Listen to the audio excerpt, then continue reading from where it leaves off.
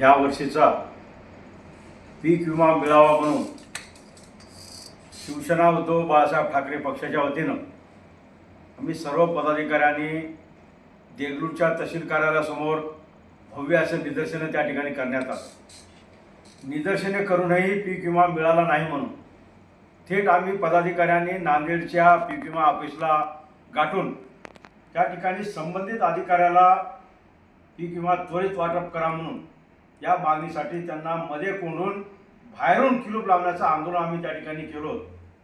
एक शेतकऱ्याच्या प्रश्नावर, जिव्हाळ्याच्या प्रश्नावर एक आवाज उठवण्याचं, शेतकऱ्याला न्याय मिळवून देण्याचं काम गेल्या 30 वर्षापासून आमचं या ठिकाणी चालू आहे।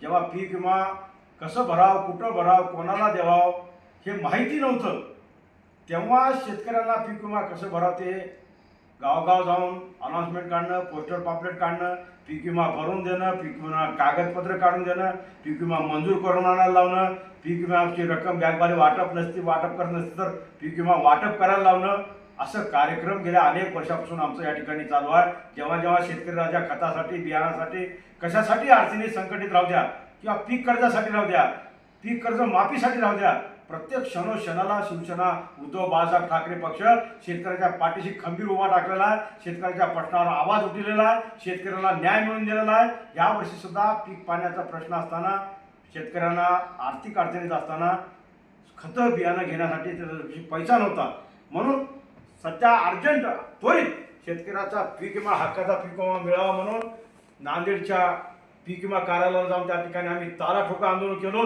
तेव्हा कुठं प्रशासनाला, शासनाला जाग आली आणि पीक विमा वाटपाला या ठिकाणी चालू झालं। ह्याचं श्रेय फक्त आणि फक्त कोणी जरी त्याचं श्रेय घेत असतील तर त्याला अर्थ नाही, ते फक्त आमच्या शिवसेना पदाधिकाऱ्याला, शिवसेना उद्धव बाळासाहेब ठाकरे पक्षाला। जय हिंद।